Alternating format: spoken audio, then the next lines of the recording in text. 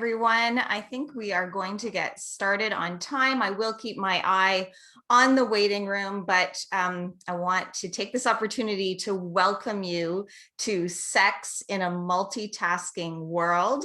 My name is Shirley Weir. I'm the founder of Menopause Chicks. I think many of our guests tonight are members of the Menopause Chicks community, but if you're not, I spend most of my time at menopausechickscommunity.com. We are on a mission to empower women to navigate perimenopause to menopause with confidence and ease. We have about 35,000 members in that community, so it's quite active. And the very first thing that I want to say to you tonight, I know you have a very full to-do list, and what I love, absolutely love, is to see your own name at the top of it. So prioritizing your health, and in this case, prioritizing your sexual health, is absolutely amazing. It's to be commended. And if you're watching this on the replay, the same goes. Thank you for taking time out to put your name at the top of that priority list. We have an amazing guest speaker tonight, Dr. Lori Brotto. She has a very long, impressive resume. She's a clinical psychologist. She heads the sexual research lab at the University of British Columbia. She's the executive director of the Women's Health Research Institute at UBC. She might even still have a private practice. But what I really want to tell you about Lori and share with you, and you'll find this out tonight as we go through, as well as when you're listening to her book, Better Sex Through Mindfulness, is Lori is smart and kind and generous, and she is at the forefront of women's sexual health research, not just in British Columbia, but in Canada and around the world. And so we are very blessed to have Lori as one of our friends at Menopause Chicks. And I want to get this party started. So let's get your microphone turned on, Lori. Can't? Try that. Oh, there we go. There you go. Nailed it. Thank you, Shirley. Thank you for the incredible welcome. You know, I'm a huge fan of you and all the knowledge sharing that you do through Menopause Chicks. And I think that is, you know, at its core, what we really have in common, although our training is different, but we are both in the business of bringing good, solid information into the hands of women in their lives so that they can benefit from it. So thank you for having me here, and hello, everyone on the screen. Well, thanks for coming. You know, I was going over the list of attendees, and I had a chance to take a closer look at that for this particular event because we were giving everyone a copy of an audible copy of your book. And it was really fun because, you know, we have pelvic floor physiotherapists who signed up for this event. We have physicians. We have members who have been in the Menopause Chicks community for 5 years, which is amazing to see. And I even looked at the list and I was like, oh, she was at the event with Jan Arden, and she was at the event with Jan Arden, and you were at the event with Jan Arden. We put you center stage and said, hey, we've got 25 minutes to talk about sleep, stress, and sex, and you pulled it off. Oh, that was so much fun. How I recall that day with just such exquisite memories, and can't wait for us to do that again. No kidding. That was kind of our last in-person event. Our last hurrah before the pandemic. Okay, so we have promised everyone tonight that we're going to talk about sex in a multitasking world. You know that libido, sexual desire, those are two phrases that come up actually the most. We have a lot of conversations in the Menopause Chicks community. Those two things get asked or commented on the most. And since we talked to you last, Lori, we've been and the world has been experiencing a pandemic for the last 15 months. So I do want to start maybe with some definitions, but then I know that you're going to help us bridge the gap and the knowledge and bring us up to speed and what you've been learning over the last 14, 15, 16 months as well. So let's get started.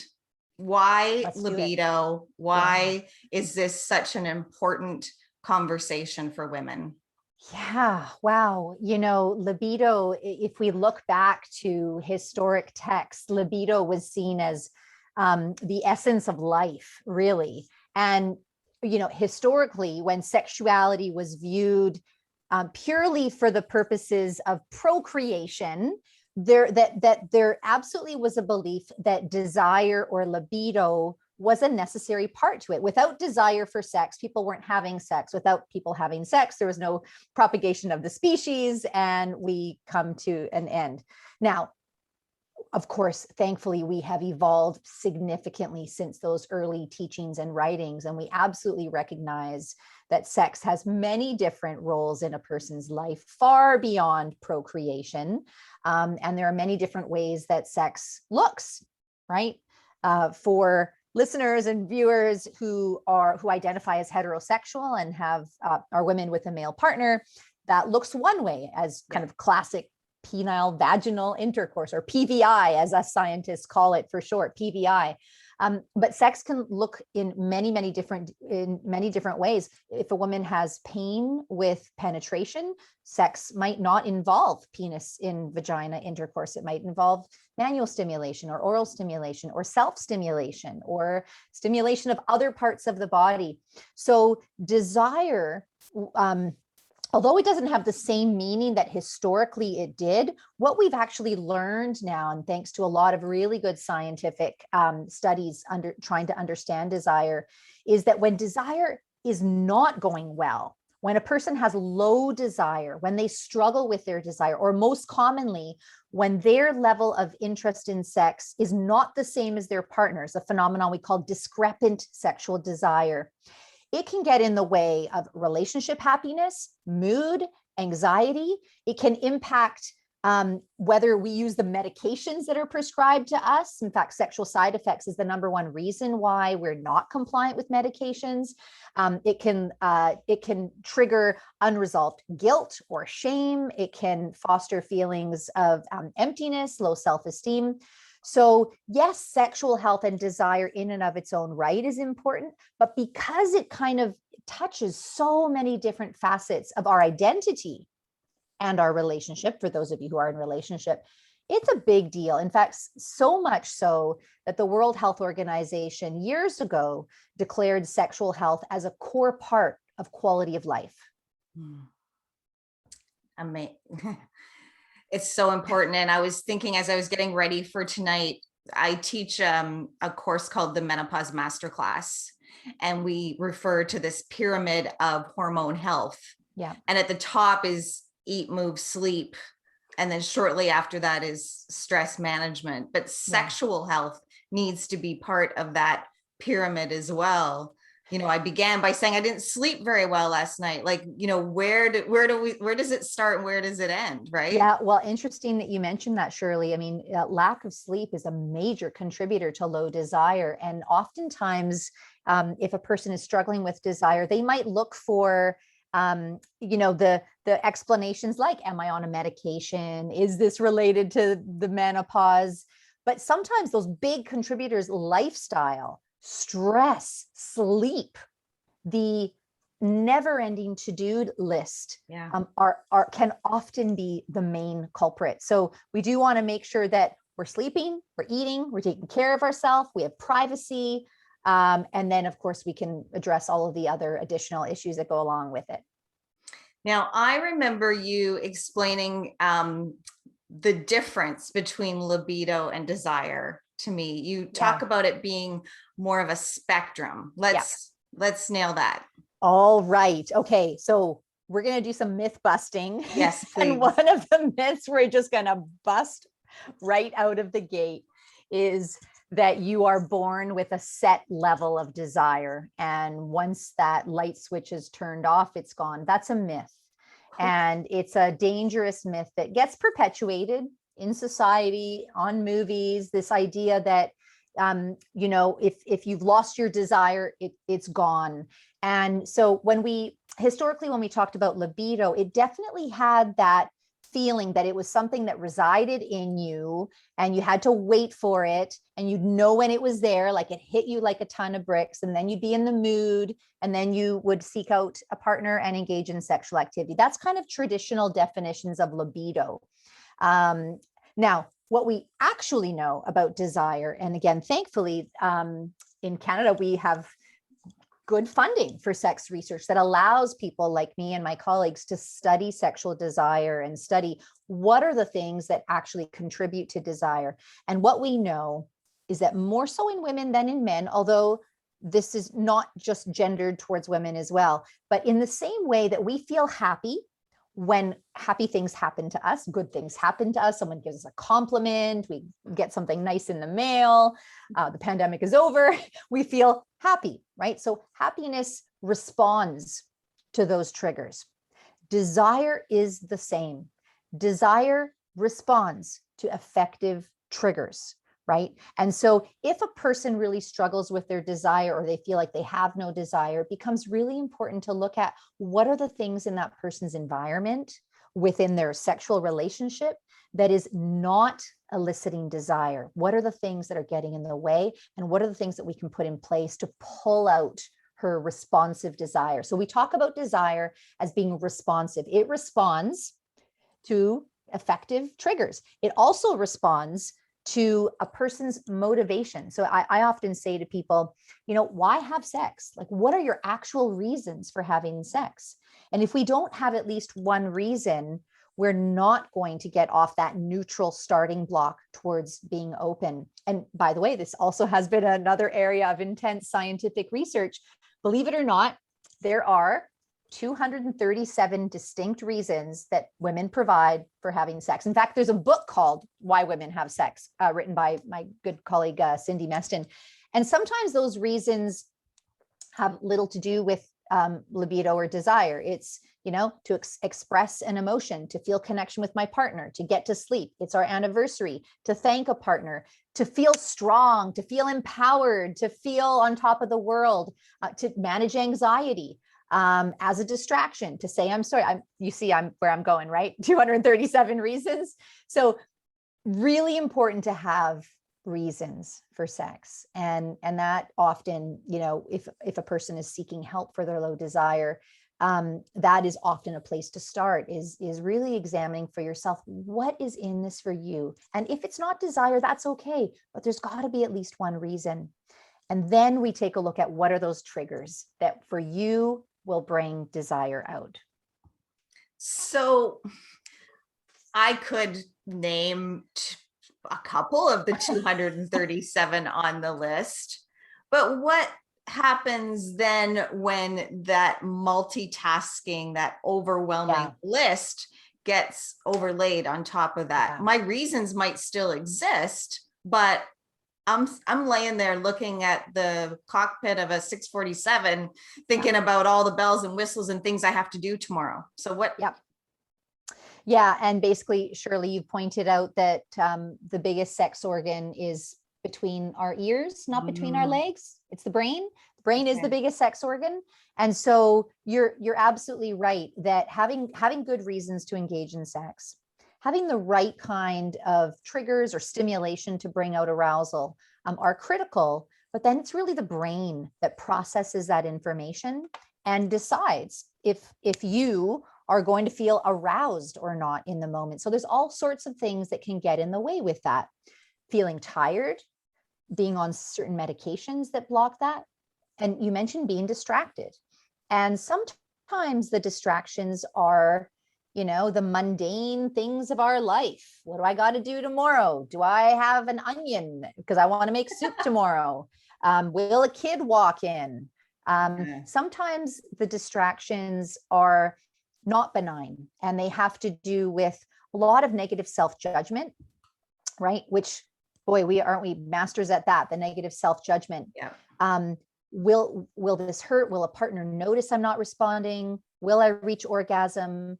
Will I let out gas, right? Will it not go well, etc. The list goes on and on. And so all those kinds of distractions, the benign ones, but also the judgmental ones, really impair our brain's ability to produce a sexual response. Yes. And perhaps if we have gone an extended period of time, an extended period of stress, or an extended period without sleep, extended period without a partner, whatever that is, I think that, certainly I've heard from members of our community that it is that much harder to get back in the saddle, if that's an appropriate way of saying it. Oh, is it? Yeah. And that's when I say, put it on your darn calendar, because then at least it happens. And, for any of you, that, that's a permission slip. Yeah, Dr. Brotto. Schedule absolutely. Think about all the other important things that happen in your life. And they wouldn't happen without you planning them, scheduling them, prioritizing them. So here we tap into another myth, right? And the myth is that, sex should be totally spontaneous, because of course that's the portrayal of sex in the media. And that's that's our belief about the portrayal of sex among people who are really happy. Yeah. But let me tell you, when you plan sex, you can then imagine it, you can fantasize about it. You can ready yourself for it in whatever way that means. Sometimes that means having a relaxing day. Sometimes that means imagining it going well. Sometimes that means, putting on your favorite body lotion. Sometimes it means passing the to-do list off to someone else. In whatever way that anticipation looks like for you, planning sex will benefit from it. Yeah. So for everyone who is on, the next thing that you need to do is plan a sexual encounter. Now, I'm being a bit facetious because it's not just one-sided. If you're in a relationship with someone, you can't just plan it and, party of one shows up. Although that's not necessarily a bad thing, but we can talk about masturbation later. So a conversation with a partner, right? And that is really hard for a lot of people, actually, is to talk to a partner about sexuality, especially when it's not going well, to say that it hurts, or to say, can we do something else instead? Or to admit, I've really been struggling with my desire for a long time. Countless women just bury it. And, they'll keep engaging in really unrewarding or painful sexual activity, which has longer term repercussions. So, maybe we're tapping into another myth, and that is the myth that a partner should just know what you like. Yeah. And the longer you've been in a relationship, the more of a guarantee that partner should be able to mind read what you're interested in. No, let's start from a place of assuming that a partner doesn't know what interests us. And it's an opportunity to have that conversation about sex, which is a really healthy thing to have. Yeah. And you know what is quite common with women navigating perimenopause to menopause and beyond is that conversation that says, hey, my lack of desire or my lack of lubrication doesn't equal my lack of love for you. And, often even we're not even processing that information in our own minds. So then we're not able to communicate it to the people that, our partners. Yeah. Yeah. So glad you pointed that out, that, difficulties with sex, whether it's pain or low desire, is not a litmus test of how things are in the relationship. Sometimes there can be a lot of other contributors to sexual problems and low desire and painful sex. Yes, sometimes there are relationship factors that are contributing, but and that's why it's really important that we take this kind of holistic perspective of what are all of the things within me, within our relationship, and within our environment. Sometimes I talk to women about, like, is there a pile of laundry on the floor? And they're like, oh yes. And I stare at it while we're having sex. And I'll say, why don't you shove it in the next room? And it's, again, it's one of the things that's so obvious, but is a major deterrent, because again, it takes the brain out of the current situation and pulls it elsewhere. So often people's bodies are having sex, but their brains are not.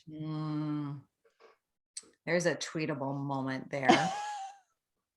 Um, one of our famous phrases, it's probably the four most popular words that I write the most, are "you are not alone." So share with us, how common is low desire? And if you want to take us on another direction, how common is high desire? I had a woman ask Yeah. this morning about that as well. Yeah, great questions. And thanks to Viagra for men, we actually know a lot about that. And you might wonder, well, how is Viagra related to that? Well, what happened when Viagra got approved in Canada in 1999? And that's when I shifted my research area towards women's sexual health. Is we started, several of us, I was a graduate student at the time, asked the question, oh, amazing, we've got this cheap and effective and discreet treatment for men. What do we have for women? Not much. And so it launched an entire program of research in North America and around the world to answer questions such as, how common is this? So when we look at the really big surveys that have been done, we know that about 35 to 40% of women across ages will report that they struggle with a sexual issue. So at least 3 months or more over the past year. The vast majority of them, it pertains to their low desire or their discrepant desire. So low desire is the most common of the different sexual concerns. Of course, there are other ones, difficulties reaching orgasm, pain with sex, lack of arousal. There can even be issues within the pelvic floor muscles. If a woman fears sexual activity, or she anticipates pain with sexual activity, her pelvic floor muscles will tighten up as a defensive response to protect her. And essentially what happens is then if she were to attempt sexual activity, her partner would feel as if they're hitting a wall. So it's a condition called vaginismus, also really, really common. So low desire is the most common. The question about what about high desire? Yeah, I mean, we spend a lot of time when we talk about high desire, it's focused on men, but it's actually, it's far, far less common than low desire.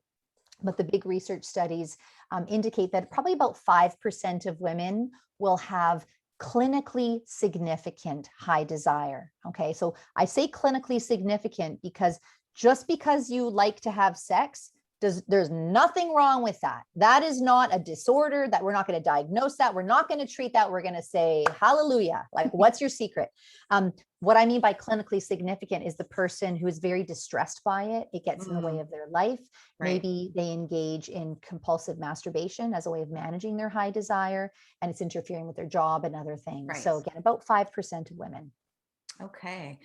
We have a comment from Lisa who said, I wish there was a Viagra for women. I think you know the backstory on that.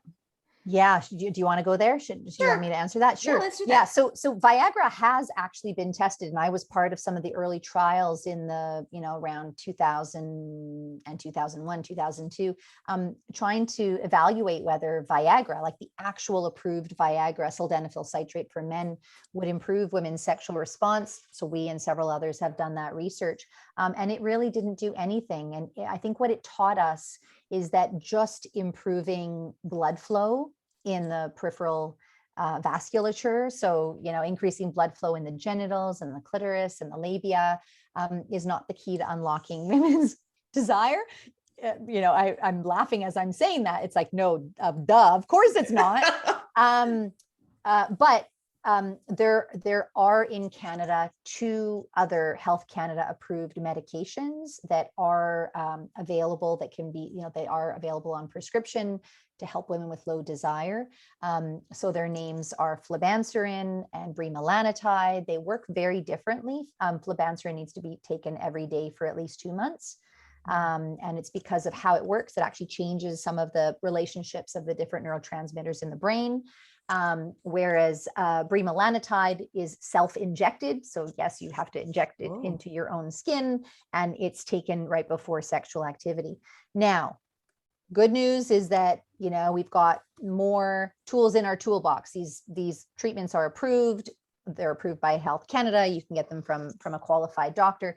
Bad news is that they don't work a whole lot better than the placebo. So the studies that evaluated these 2 treatments against an inactive sugar if you will, sugar water. There's not making a huge dent in the desire barometer on that, but they are out there, and some women choose to try those treatments. So they are out there and they are approved. That's really interesting. I laughed because I mean, I know we're talking about medications, which are very serious. But I laughed because, you know, the solution is to get someone to fold that pile of laundry in many cases, right? It's to take that thing off of the list, the multitasking compulsion, or the overcommitment, right? Yeah, that's it. There's some really funny memes that are out there, like, we don't have to go there now, but there are a lot of memes out there about like kind of the key to unlocking women's desire. And it's typically has to do with another person vacuuming and putting and emptying away. The dishwasher. No, like well, and it comes up in our community in two different ways. One is, you know, the sexiest thing is for my partner to empty the dishwasher. And then on the other end, you know, we have women who are saying like, I would rather mop the floor right now than have sex. Yeah. And there's serious concerns, right? Yeah, for sure. Around that area. Before we leave the spectrum of, you know, what's common for low, what's high desire, I think I don't use the word normal all that often, because I think that anytime we tell a woman if she's, you know, has a health concern that something is normal, we're telling her to put it on the back burner. But when it comes to questions around desire, women are curious. They want to know, what is a quote normal level of desire? So I'm going to ask it on behalf of women everywhere. Yeah, I'm not going to answer that question, Shirley, because we don't actually measure desire. The things that we can measure are behavior. So we can measure sexual activity. We can measure number of orgasms a woman has had over the course of a year. So the question about what is kind of the most common average of frequency of sexual activity, does anyone have any guesses? Can you put it in the chat? Oh, if you have in a long-term relationship, what do you think is the average frequency of sex with a partner? Sex with a partner. And Shirley, you can just tell me what the answers are. Who has a guess? Once a week, twice a month, once a week, 3 times a week, once a day. Wow. I'm single, but guess once every 3 weeks. Oh my God. 3 times a week. Okay. Wow. You have a smart audience. So the big studies tell us that for women in long-term relationships, it is once a week. It hinges around once a week. Now, I'm going to share another piece of really interesting scientific findings from you, with you. And that is that this is a question that researchers are just fascinated by. Like, how many times a week or month or year are people engaging in sexual activity, and what are the predictors of it? And very large study that was published a few years ago actually found that today we are having sex on average about 10 fewer times per year than we were 20 years ago, right? So 10 times a year, we can round it up a little bit and say 1 less time per month that we're having sex today. All other things held equal, age held equal, relationship status held equal. And if you're a person with low desire, where you might already be having infrequent sexual activity, you know, maybe twice a year you're engaging in sexual activity, today that could be going down to, you know, not having sex in a couple of years. And certainly the people that I see in my clinical practice, many of them have said, you know, I haven't had sex in 5 years and I'm so scared. And now the fear about re-engaging in sex has become the bigger issue than my loss of desire.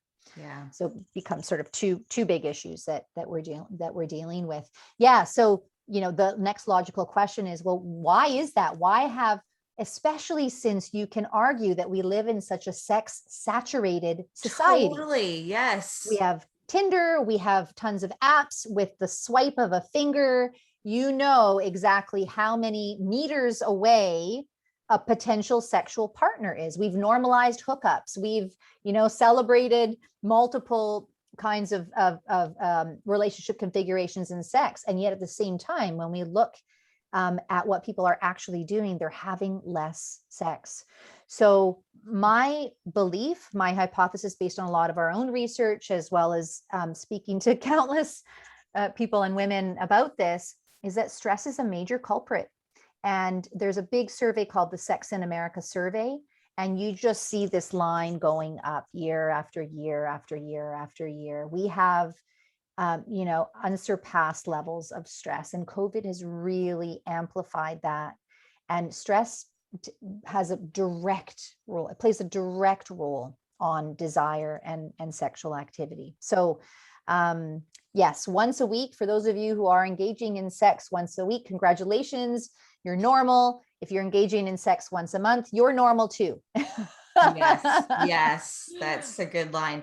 So you've mentioned stress. Now I'm curious, or I'm sure that our viewers are curious, you use the word mindfulness in the title of your book. And I know you've done a lot of research on debunking desire and ways in which, if we are, we're here and we're curious about amplifying this area of our life, what are some things that we can do?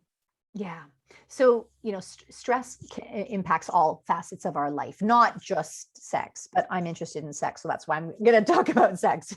But it is connected to, heart disease and obesity and cancer and eczema, and lots of other good books and smart thinkers have documented that. So it can directly impair sexual response. It can directly decrease sexual desire. It can directly make sex hurt as well. And I'm involved with a program at Vancouver Hospital in Vancouver that provides treatment and management for women who have pain with sexual activity. And stress management is one of the top things that we do. And I probably need to unpack that a little bit, because what I don't want anyone to walk away with is the idea that, it's all psychological, meaning it's all in your head. It's not in your head, but it is in your brain. And in the same way that the brain is the biggest sex organ, with chronic pain, we know, and we can actually track changes in the pain center in the brain, that basically what happens is that the lightest of touch is perceived by the brain as a traumatic insult, and thus the brain launches a full pain response. Wow. So it tells us that when we're talking about managing sexual health and managing genital pain, we've got to engage the brain in this. Thankfully, mindfulness changes our brain. It changes our brain while we're practicing mindfulness. It also can have lasting effects on the brain. So the brain sprouting new axons, basically new growth in areas as a result of practicing mindfulness. So we used to think that after a person is born, you have all the brain cells you're ever going to be born with, and it's all downhill from there, right? Mm-hmm. Not true at all. In fact, lots of neurological data suggests that the brain can continue to grow and sprout and morph and evolve until a person dies, which is really good news for us. Totally.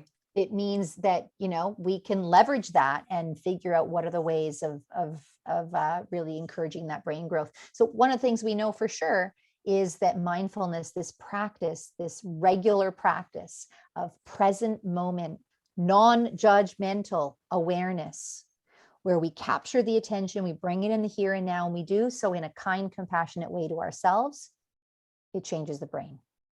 Wow.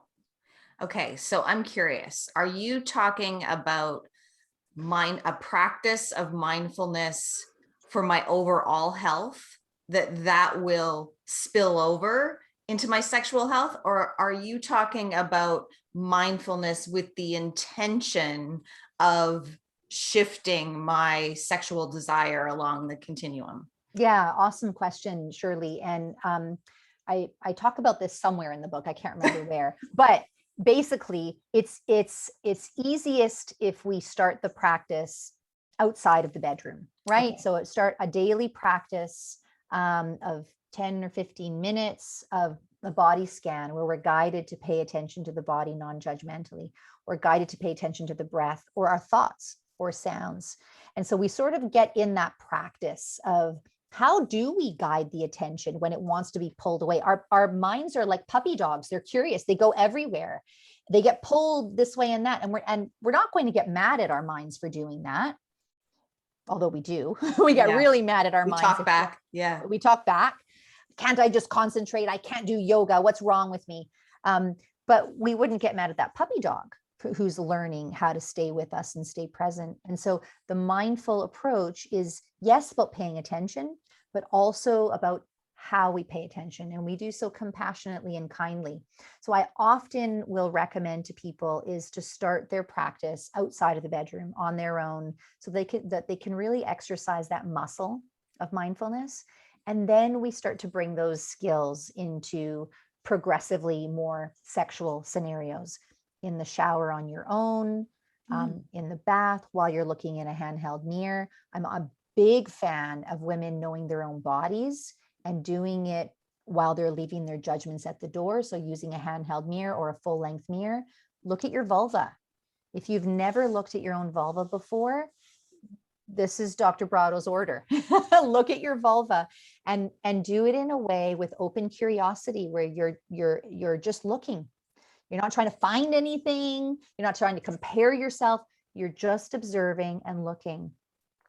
And then we can gradually incorporate these skills progressively with a partner. And, it's sort of like, I think of it as going to the gym, right? We go to the gym and we pick up that weight and we do that bicep curl 50,000 times, so that in our regular life, when we need to quickly pick up something and we bend over and pick it, we don't throw our hips out, right? So it's the formal practice that then allows us to use these skills in our day-to-day life. You use the word guided. So are you meaning an app? Do I start with an app? How do I get started? So I'd say for that, it's really personal preference. There are some people, and I'm one of them, where I need to be guided. So I have my own recordings, and I've gone into a studio and recorded them, and I listen to them, or I have my friends that record them and send them to me. There are quite a number of apps. There's also a lot that's free on YouTube, and you can hop onto YouTube and type 20-minute meditation or 20-minute mindfulness or body scan or mindfulness of the breath. And then the voice guides you through what to do. Some people actually prefer to do it unguided. And sometimes I also prefer to do it unguided. And so then what I would do is set my timer. Okay. And so my timer will go off after 15 minutes or 20 minutes, however long I want to practice for. And then I'm doing a self-guide. I think it's a bit more challenging because it's easy to kind of slip off into, the abyss of the to-do list compared to when you're being guided by a voice. But yeah, there's lots of great and very accessible guides that exist today. And I've never asked you this before, but is this something I should or could, or how would I talk to my partner about the mindfulness practice that I've just introduced? Yeah, for sure. Absolutely. And I think, it taps into surely what we talked about earlier about communication and about sexual communication, how powerful that is, and how important that is for promoting long-term sexual happiness. There are also couples-based mindfulness practices that you can do with your partner. In fact, one of the most long-standing sex therapy tools that we use is something called sensate focus, developed in the 1950s by Masters and Johnson. It really is a mindfulness practice where one person touches the other person head to toe without a goal in mind, just with the goal of inviting the receiver to tune in. And then while you're receiving the touch, you give some gentle feedback to a partner about what you sense and what you feel like. And then after about 15 minutes, you swap. The giver now becomes the receiver. And the person receiving the touch now is invited to tune in. Very, very powerful exercise to do. And it's also an opportunity to take a look at, what does it feel like to have arousal and not act on it? Guess what? When arousal is there and you don't act on it, it gets amplified, right? It's a perfect example of anticipation. And that can also be really reassuring for people who feel like they don't know how to get aroused anymore. So sensate focus, it is a mindfulness exercise, and would encourage anyone who's interested in it to look it up. Excellent. Amazing. Now, you had just an incredible research study over the last, was it 2 or 3 years, called Debunking Desire. Do you have any case studies or stories that you can share with us? Yeah. So, as we kicked this conversation off, Shirley, and I mentioned that we have, you and I have a lot in common, but one of the hallmarks of what we have in common is sharing accurate information with the public. And, I've rattled off at least 4 or 5 myths around sexual desire. There are hundreds more around sexual desire. And so what we set out to do is we got a bit of funding from our provincial health funding body to launch a social media campaign called Debunking Desire, #Debunking Desire. You can find us on all social media outlets. And what we did over the course of several months is we set out to take the science on women's sexual desire, distill it down to sound bites that were easily digestible, and then we shared it on social media. So, one of the real struggles with scientists like myself is, we do all this great science and sophisticated studies, and we write them up and we publish them. And then the science stays buried in a journal that nobody can access. Right. So it doesn't get consumed and it doesn't get translated into a way that can directly improve people's lives. So knowledge translation is about this practice of how do we make sure that scientific findings get out there so that people can benefit from them and cut through the mess and the chaos of all of the misinformation that exists out there. So that's what we did in Debunking Desire. Awesome. And it's an incredible way to, one of the other things I think we share is to get to younger women, to get to our daughters with messages before they wake up in their 40s and have inherited all of these myths and misconceptions, right? Yeah. Really glad that you mentioned that, Shirley. And maybe it's another myth. Sorry, I'm on a roll here with all these myths. But the myth of menopause and low desire, right? The myth that enjoy your desire while you can, because as soon as you go through the perimenopause, it's going to be gone. First of all, totally wrong.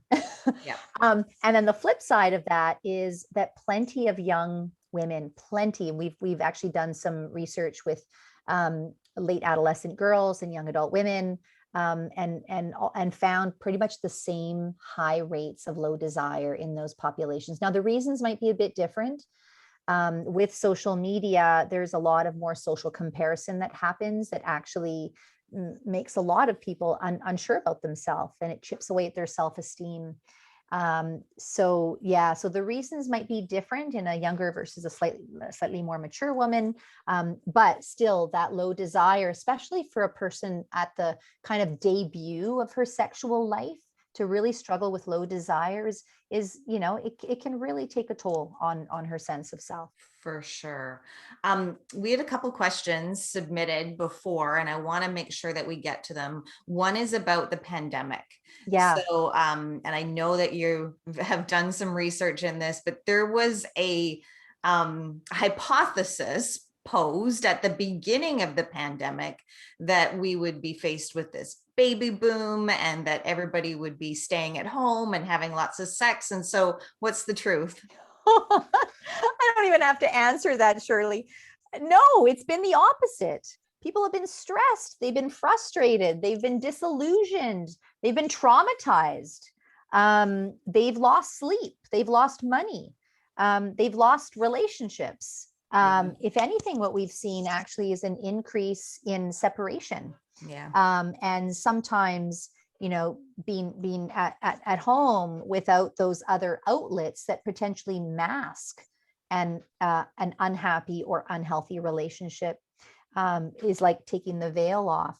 So all of the early predictions about the baby boom that would happen in 9 months. No, we did a fairly large study of people in every province and territory in Canada, and then followed them over time.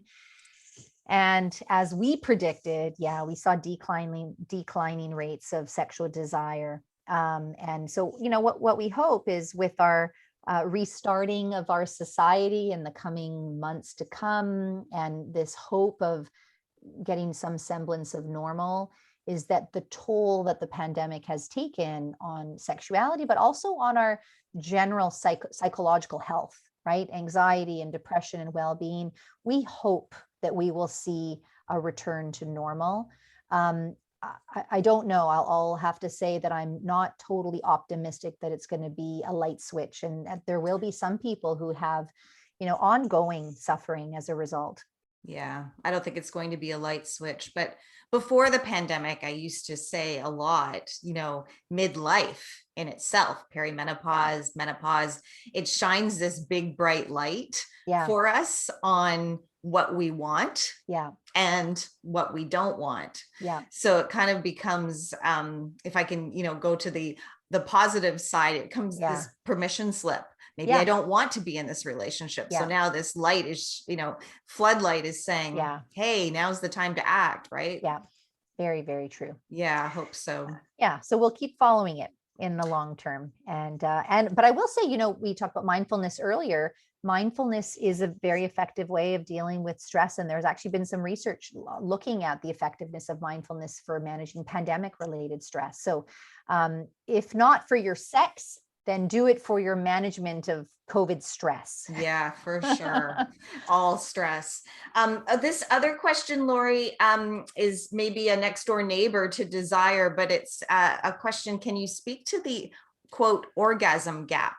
Yeah, wow, the orgasm gap, the fact that women don't reach orgasm during sexual activity, and men, on the other hand, consistently reach orgasm during sexual activity, and in fact won't end a sexual encounter until orgasm has been reached. And yet with women, that's not necessarily her marker of whether the sexual encounter is rewarding or not.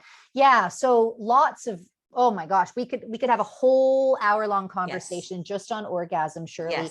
So let me start by debunking a myth or two. And one is that PVI, penile vaginal intercourse, is the way that women reach orgasm. If you are one of the 15% of women who do reach orgasm through penile vaginal intercourse alone, great. If you're one of the 85% that do not, great. The good news is that clitoral stimulation of other parts of the vulva, because of their anatomy, and we know that the clitoris, which is this incredibly complex structure that goes way behind the surface of the skin. There's two bulbs of the clitoris. There's erectile tissue below the surface of the skin. It's the most innervated part of a woman's body. In fact, far more innervated than any other part of the male body as well. And what I mean by innervated, it has the most nerves, the most kind of nerve systems that run through the clitoris. And as a result, is the most responsive to sexual stimulation, and really is the only way, the necessary way that women do reach orgasm. So let's just normalize that clitoral stimulation as, if I'm going to put my money on something to get to orgasm, it's definitely going to be the clitoris and not the vagina. There are women who combine them, that combine sexual activity, say intercourse, with clitoral stimulation. But there are also a lot of things that get in the way. So the orgasm gap is also if a woman gets lost in thoughts, gets so fixated on having to reach orgasm, even not necessarily for her, but wanting to reach orgasm as a way of proving to a partner that she's interested. And I hear that all the time as well. That is going to take a woman out of the present moment and focused on the future. And that will directly impede her reaching orgasm, her ability to reach orgasm. So lots to get in the way, some fundamental differences in women's versus men's anatomy. And also, I think, a longstanding historic prohibition around women knowing their bodies and touching their bodies that has to go. Like, we just have to throw that out the window and really normalize, I think, as a part of health, that women know their own bodies. Yeah. And if I could just add a tag to that it's never too early and it's never too late. Yeah. Right. Thanks. Absolutely. So, totally agree. If you're watching this and you're 55, 65, 75, 85, and you haven't done the self-examination in the mirror, then start today. It's a great time, right? one of the groups that we run, for those of you who've read my book, you'll hear me talk about our groups, and I love running our groups with women.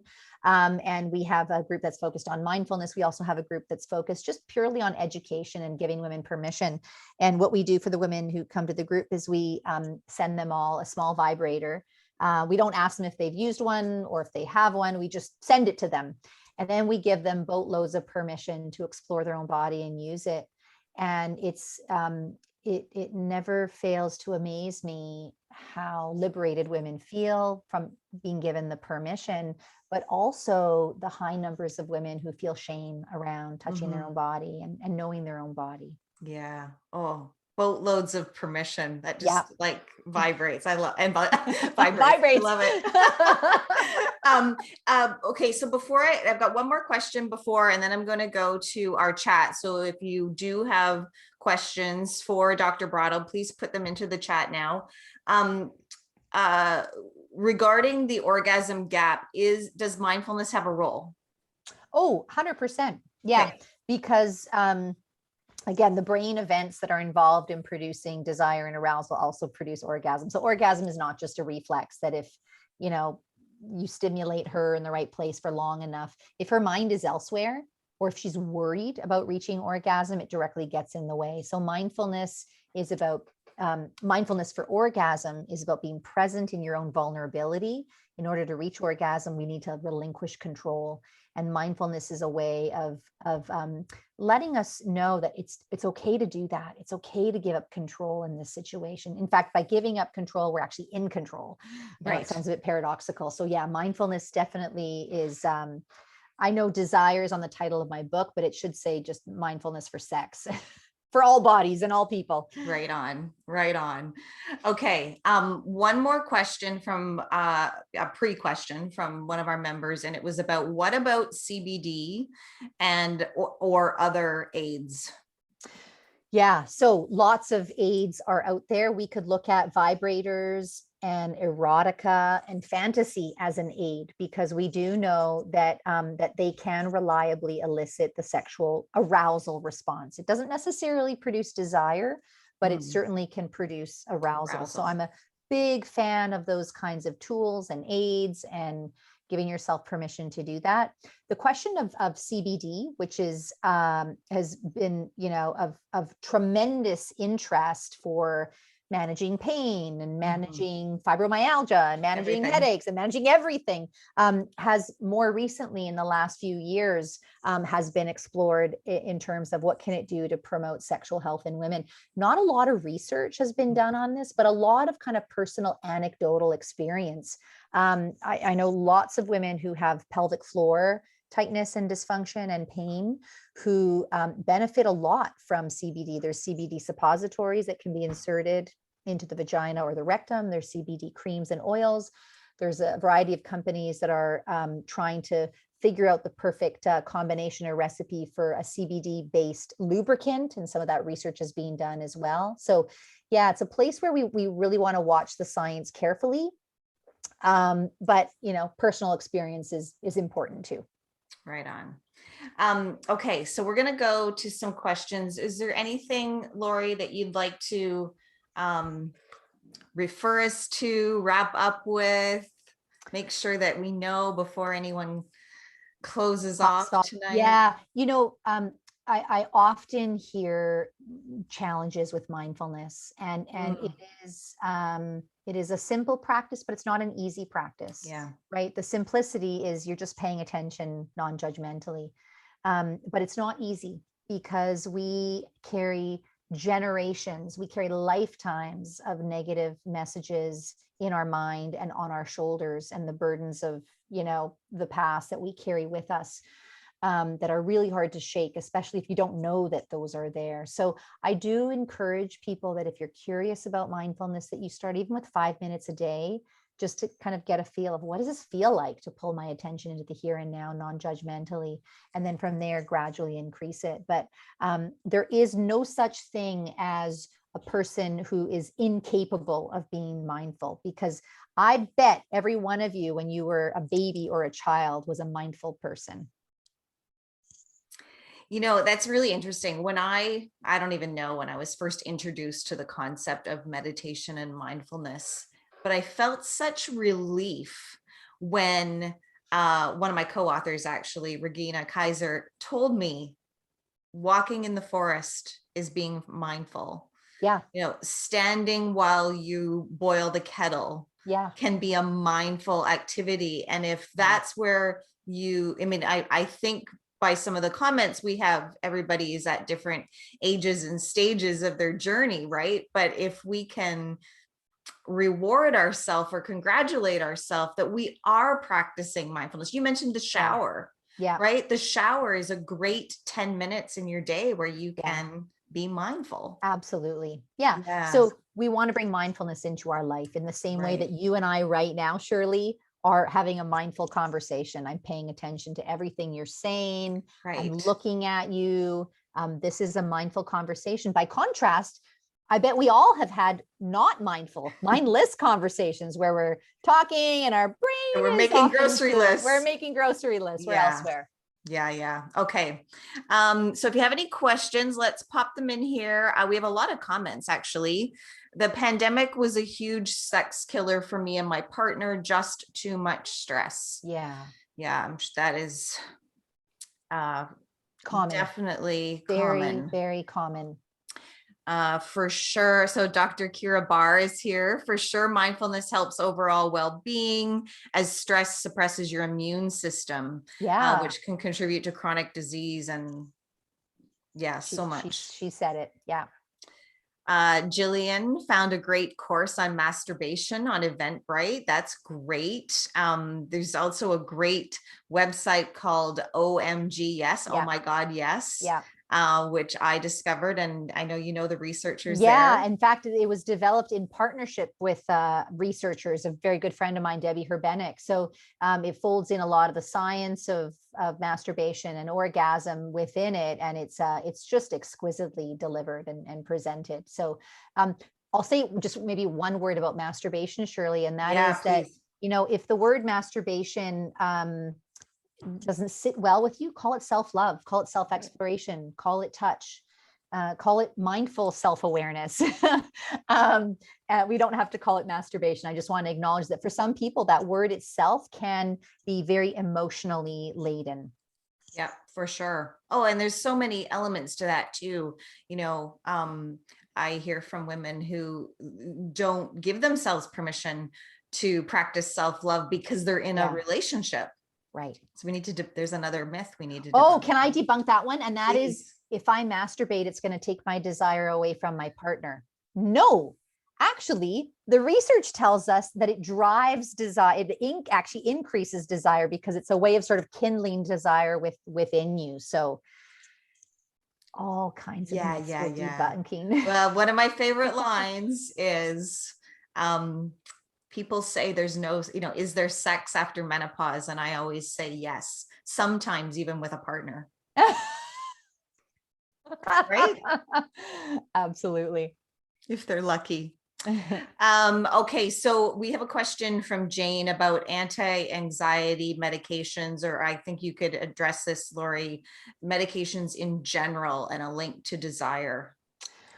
Yeah. So whether it's anti-anxiety or antidepressant medications, or really any medication that acts on the brain, many of them do carry side effects with regards to sexual response.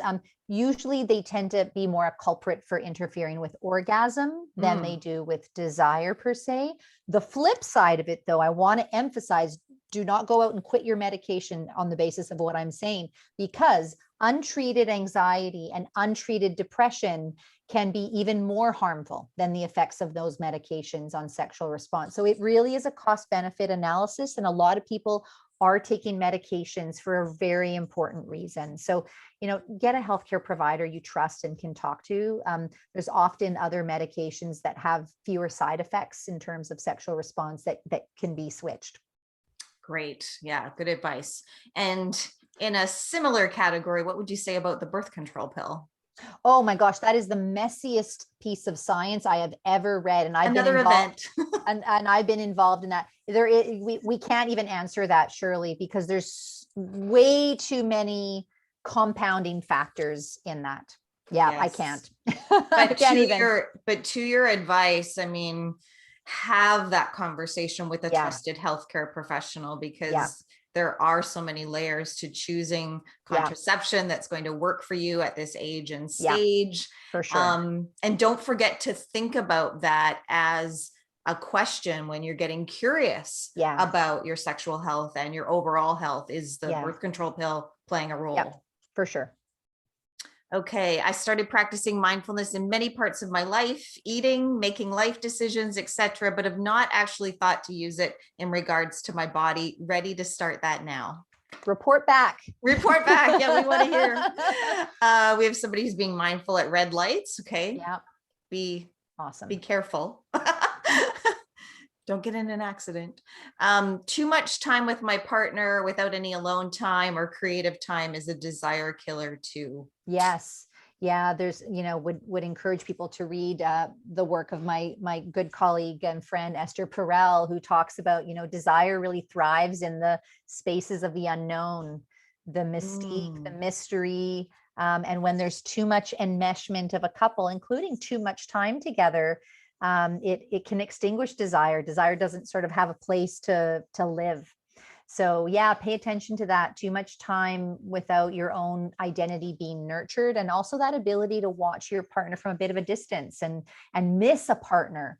To miss a partner is a really potent insider of desire. Great.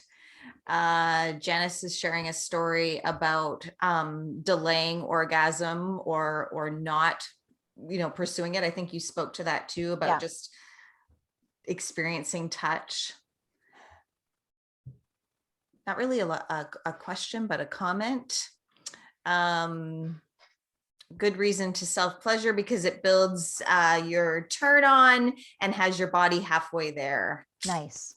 Yes, the missing. And communication. So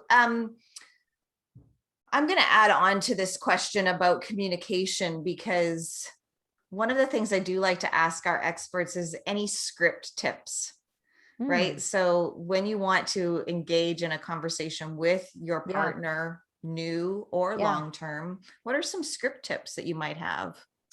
So you can definitely say to a partner, and especially any of those attending who have never had a conversation about sex with a partner or haven't as often as they would like, you can say, oh, I attended this really interesting talk, or I heard this interesting podcast, or I read something here or there.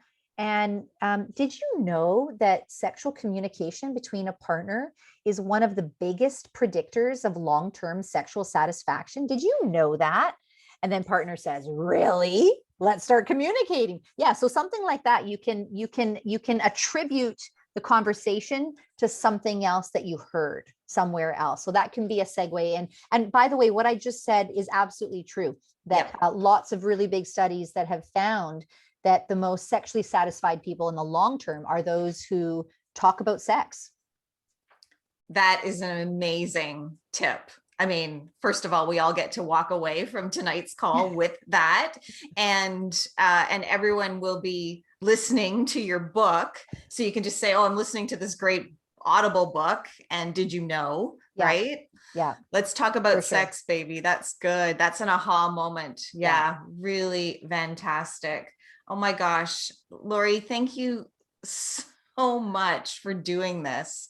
I really appreciate it. It's been fun and insightful. Yeah. And I know that your calendar is just jam-packed. And so we really appreciate you contributing your time and your expertise to the Manifest Chicks community. My honor, Shirley. And, for those attending, share something you learned with someone else so that they can benefit as well. And that is going to be one of the important ways that we crack the desire conversation as well. Share this information. Given how common struggles with sex are, chances are you all know someone in your social circles or a family member who's suffering in silence when it comes to their own sex life. So that's certainly a gift that you can share with other people. That's amazing. And in terms of introducing a new mindfulness practice. I hope that you can walk safely and listen to your book on Audible, enjoy some nature, and take care of yourself and leave your name at the top of that to-do list. Thanks for joining us, everyone. Thanks again, Dr. Brotto. Thank you. Great conversation. Take care. Thank you. Have a good night.